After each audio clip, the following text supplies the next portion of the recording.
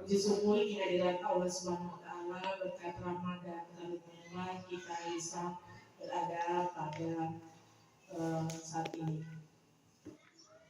Yang terhormat kepala sekolah, yang terhormat dewan guru serta staf yang sempat hadir. Baiklah, untuk mempersingkat waktu, saya akan memaparkan laporan hasil orientasi pengenalan nilai dan etika pada instansi pemerintah pegawai dengan perjanjian kerja yang ada di SDN Negeri Pinalong, Kecamatan Liang. Pertama itu latar belakang. P3K membutuhkan informasi terkait banyak hal, oleh sebab itu instansi pemerintah wajib menyelenggarakan orientasi bagi P3K.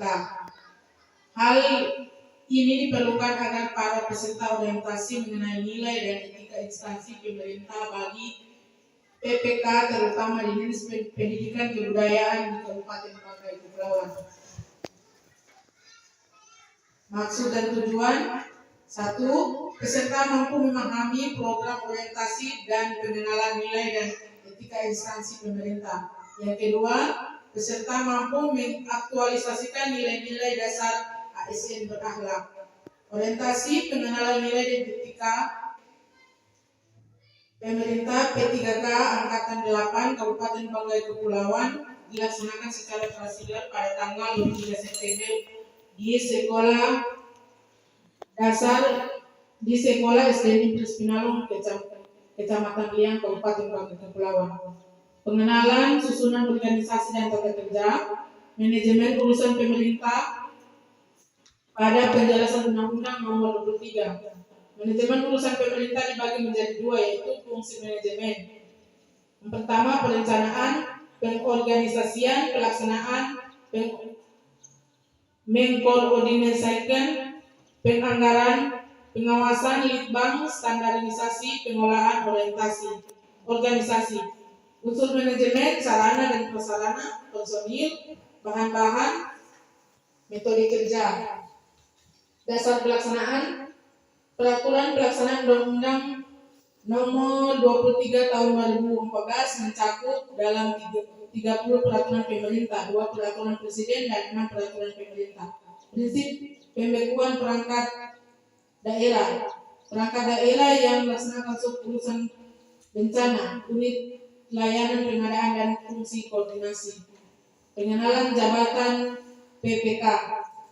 Pengaturan manajemen ASN Undang-Undang Nomor 8 Tahun 1974 dan Undang-Undang Nomor 43 Tahun 1999, Undang-Undang Nomor 5 Tahun 2014, Undang-Undang merupakan pokok-pokok yang mengatur PNS dan PPK. Pengaturan manajemen ASN, tindak lanjut Undang-Undang Nomor 5 Tahun 2024 tentang jabatan ASN menyangkut jabatan pimpinan tinggi, jabatan administrasi dan jabatan fungsional. Pengaturan manajemen ASN, tindak lanjut Peraturan Pemerintah Nomor 21 Tahun 2014, pemberhentian PNS yang mencapai batas usia pensiun bagi pejabat fungsional. Pengaturan manajemen ASN, tindak lanjut Peraturan Pemerintah Nomor 49 Tahun 2018, manajemen pegawai pemerintah dengan perjanjian kerja. Pengaturan manajemen ASN, tindak lanjut Peraturan Pemerintah Nomor 11 Tahun 2017, manajemen pegawai negeri sipil. Manajemen kinerja organisasi, manajemen P3K. 1. Penetapan kebutuhan PPK, penilaian kinerja 1 dan 2, pengembangan kompetensi, pemberian penghargaan, pemutusan hubungan perjanjian kerja, perlindungan dan cuti, pengawasan dan evaluasi, isu-isu strategi manajemen PPK, implementasi peraturan Pemerintah Nomor 49 Tahun 2018 pada instansi pemerintah. Rencana kerja PPK. 1. Menyusun perencanaan pembelajaran sesuai ketentuan sekolah. 2. Menyusun program pembelajaran untuk mencapai target kurikulum yang sudah ditentukan. 3. Melaksanakan pembelajaran yang menyenangkan. 4. Mengikuti kegiatan MGMP. 5. Mengikuti pelatihan dan seminar guna meningkatkan kompetensi guru. 6. Melaksanakan kegiatan pembinaan terhadap peserta didik. 7. Menjalin hubungan yang baik dengan orang tua atau wali peserta didik. 8. Berinovasi dalam pembelajaran. 9. Berprestasi sebagai guru dan mengajak siswa serta guru lain berkolaborasi, berkarya sesuai bidang. Pengenalan manajemen kinerja organisasi. Manajemen kinerja adalah suatu proses untuk meningkatkan kinerja sumber daya manusia yang di dalamnya ada individu maupun kelompok melalui pembinaan personil yang efektif dan kompetitif. Prinsip manajemen kinerja: kejujuran, tanggung jawab, dan pelayanan. Kriteria keberhasilan: bisa berhasil, output proses bisa berhasil, risiko kegagalan, risiko jalan di tempat, pencapaian visi dan misi. Proses manajemen kinerja: perencanaan, proses kerja, tujuan dan sasaran. Profesionalisasi, profesionalitas ASN atau pola pikir. Membangun integrasi melalui kode etik. Integrasi adalah bertindak konsisten sesuai nilai-nilai dan kebijakan organisasi serta kode etik profesi. Mengkomunikasikan, menjelaskan maksud, ide dan perasaan secara terbuka, jujur dan langsung sekalipun dalam menegosiasi yang sulit dengan pihak lain. Barangkali ada tambahan dalam pertanyaan tadi? Silakan.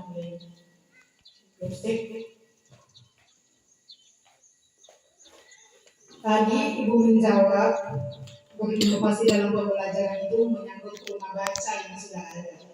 Maksud saya, secara pribadi, apa yang akan Ibu lakukan dengan rumah baca yang sudah ada menyangkut proses pembelajaran. Kemudian tentang hubungan baik dengan orang tua wali yang tadi Ibu jelaskan kan secara umum di sekolah, kegiatan secara umum. Jadi maksud saya, Ibu sebagai individu pribadi bagaimana cara Ibu menjalin hubungan baik dengan orang tua wali murid itu barangkali.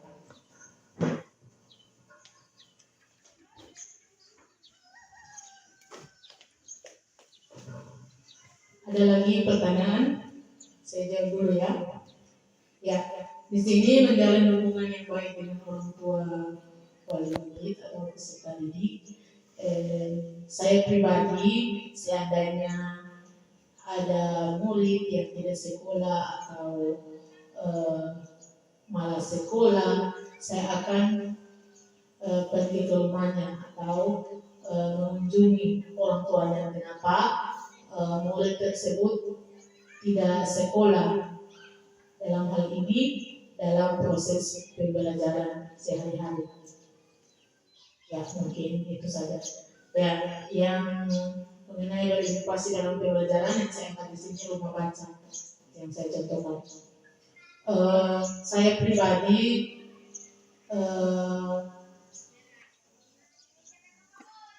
insya Allah saya akan belajar atau membawa anak-anak belajar di rumah baca dalam kegiatan proses belajar mengajar. Baik, itu saja. Ada pertanyaan? Mungkin Pak Bun atau Bu Dija? Saya persilakan.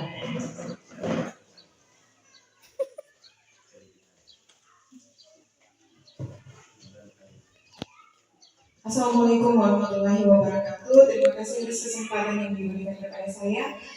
Langsung saja pertanyaan saya, mungkin agak sedikit inovasi yang akan dibuat. Melihat dari lingkungan sekolah SDN Impres Pinalong yang ada di Kecamatan Tiang, itu saya melihat keterbatasan sarana dan prasarana yang menunjang dalam proses pembelajaran peserta didik, utamanya di dalam kelas.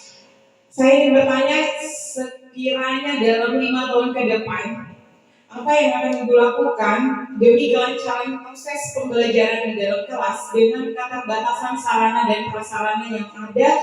Bagaimana Ibu bisa menjalankan proses pembelajaran ketika itu menggunakan sarana dan prasarana, prosesnya dalam agar peserta didik itu bisa terinovasi, bisa memotivasi peserta didik Ibu untuk mengikuti kegiatan pembelajaran. Inovasi apa sih yang dibuat dalam sekolah dengan keterbatasan sarana dan prasarana yang ada dalam proses pembelajaran di SD Impres Pinalok? Terima kasih.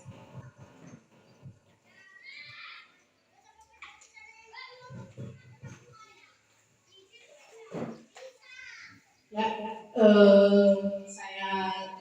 saya langsung jawab. Inovasi dalam proses belajar mengajar dalam keterbatasan sarana dan prasarana ya dalam sekolah di SD Impres Pinalok. Dilihat dari letak geografis yang ada, mungkin jauh dari jangkauan di kecamatan. Ada beberapa hal yang perlu memang kami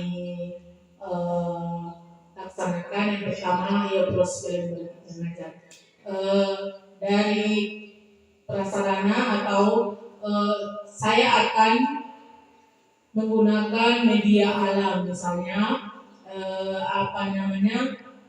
menghitung itu saya gunakan dari salah satu itu saya gunakan batu atau lidi yang bisa menghitung dalam perkalian juga ya. Saya gunakan batu atau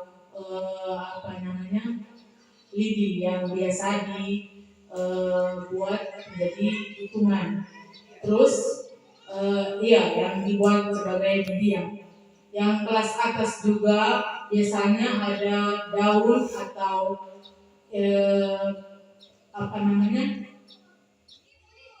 pembelajaran IPA. Biasanya saya ambil misalkan pewarna makanan air atau apa, saya gunakan yang ada di alam, misalnya botol-botol bekas atau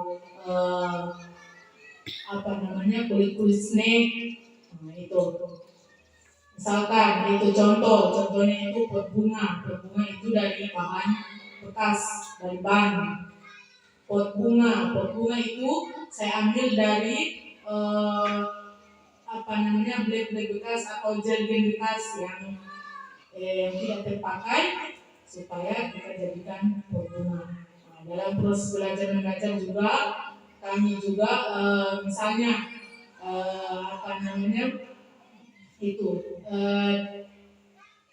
kelas 1 ya, atau yang kelas 2, kelas 3, kelas 4, kelas 5 itu misalnya IPA itu kalau belajar IPA tentang alam yang saya